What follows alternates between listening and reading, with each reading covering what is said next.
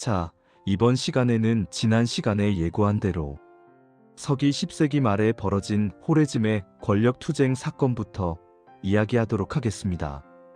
사만조의 누후는 자신에게 저항했던 호라산의 총독인 아부 알리의 반란을 진압한 후 사로잡은 아부 알리를 우르겐치의 총독인 마문에게 보내며 알아서 잘 처리하라고 지시했습니다. 그런데 아부 알리가 게자라스프에 도착했을 때 호레즘 토차광조의 샤인 아부 압둘라가 그를 공격해서 포로로 잡아 호레즘의 수도인 캬트로 끌고 갔습니다. 아부 압둘라는 아부 알리를 감옥에 수감시키면서 아비바르드 문제로 당했던 모욕을 복수하고자 했습니다. 이후 호레즘 샤의 행동을 알게 된 우르겐치의 마문은 아부 알리를 석방시키고자 자신의 신하였던 이랭크를 파견했습니다. 이랭크는 아랍 제후들의 개인 경호부대를 구성했던 노예부대원인 길만 출신이었기에 마문의 명령을 충실히 이행했습니다. 그런데 11세기의 아랍 저술가인 아부 나스르 무하메드 이븐 압둘 자바르 아루투비 일명 우투비가 저술한 키타브 아레민 혹은 타리흐 아루투비에 따르면 이랭크는 마문이 아니라 호라산의 총독이었던 아부 알리의 시종이었다고도 합니다. 어찌됐든 이랭크는 호레즘 토차광조의 수도였던 캬트를 포위하여 점령한 뒤 아부 알리를 석방시키고 오히려 호레즘 샤인 아부 압둘라를 사로잡아 우르겐치로 이송했습니다. 우르겐치의 총독인 마문은 아부 알리의 체면을 세워주고 그동안의 수감 생활을 위로하고자 연회를 베풀었습니다. 그들이 한바탕 흥청거리고 있을 때 포로가 된 호레즘 샤인 아부 압둘라가 그들의 앞으로 끌려 나왔습니다. 마문과 아부 알리는 다양한 질문으로 그를 신문했지만 아부 압둘라가 그들의 질문에 답하려 하지 않았기에 마문은 그를 사형시키라고 명했습니다. 이 일은 이슬람력 385년이자 서기 995년에 발생했다고 전해집니다. 그런데 우투비는 아부 알리가 아부 압둘라를 이슬람력 386년에 9번째 달인 라마단 3일, 그러니까 서기 996년 9월 19일에 붙잡았다고 전하기도 합니다. 알비루니는 이렇게 아부 압둘라의 사망과 함께 호레즘의 고대 토차광조가 사라졌다고 말합니다. 그리고 이슬람력 93년인 서기 712년부터 이슬람력 385년이자 서기 995년까지 약 283년간 이 토차광조에서 8명의 군주가 호레즘의 남부를 통치했다고 했습니다. 샤우샤파르와 투르크세보셰, 압둘라, 만수르, 이라크, 무함마드, 아흐메드, 아부 압둘라, 무함마드가 바로 그들입니다.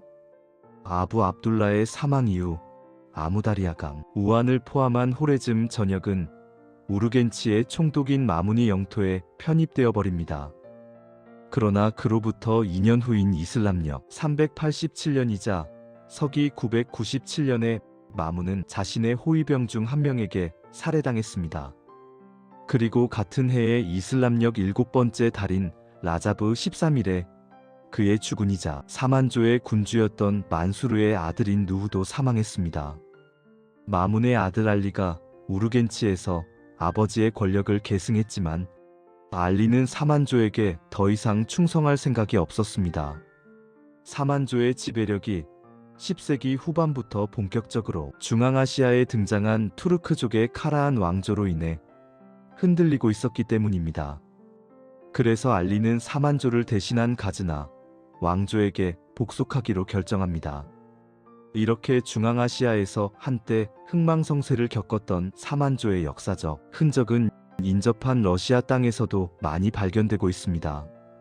베셀롭스키는 사만조의 당시 화폐가 러시아 중북부 지역에 상당히 산재해 있다고 지적하면서 이는 9세기와 10세기 당시 러시아의 변경 지역이 중앙아시아와 광범위한 교역을 했다는 물적 증거라고 이야기합니다.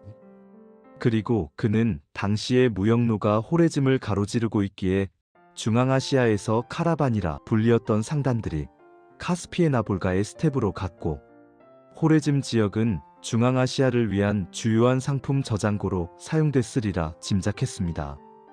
10세기 아랍의 역사학자이자 지리학자이며 여행가인 아부 아라산 알리 이븐 아루세인 알마수디 일명 마수디도 자신이 저술한 무르즈 알다하브 와마아딘 알자하르 그러니까 황금 목장과 보석 광산이라는 의미의 저작에서 비슷한 이야기를 했습니다. 그에 따르면 상품을 실은 상단들이 지속적으로 부하라와 호레즘을 왕래했고 이 과정에서 상단들은 투르크 유목국가의 영향력에 놓인 교역로에서 스스로를 보호해야 할 필요가 있었습니다.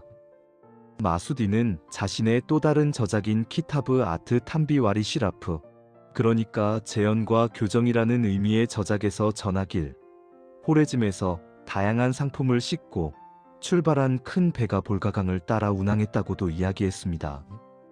그리고 다른 배는 부르타스족 그러니까 볼가강 중부 우안에 주로 살던 하자르족 계열의 부르타스족 땅에서 흑갈색 여우의 모피를 실어 날랐다고 합니다. 10세기 아랍의 지리학자였던 알마크디시도 호레즘으로 반입된 뒤 그곳에서 여러 국가로 흩어지는 상품들에 관한 이야기를 자신의 저작에 담았습니다.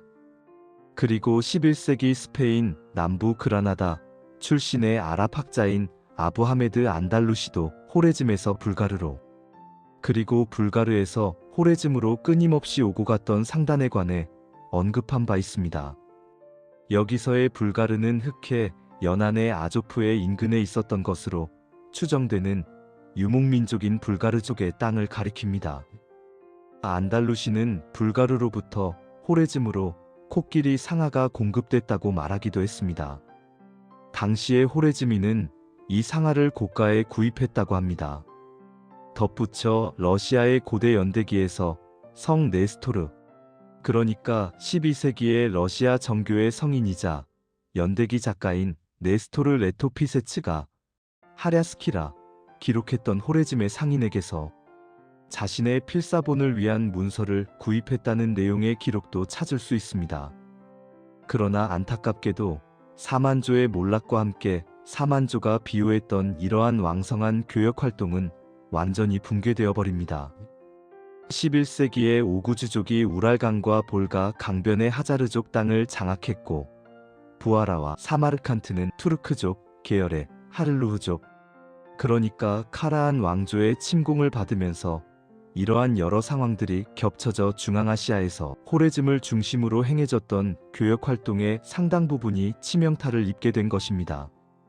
베셀롭스키는 사만조의 통치가 그의 복속된 국가들에게는 정말로 유익한 일이었다고 해석합니다. 모든 아랍의 여행객들이 즐거운 기분으로 조국의 영토를 묘사했기 때문입니다.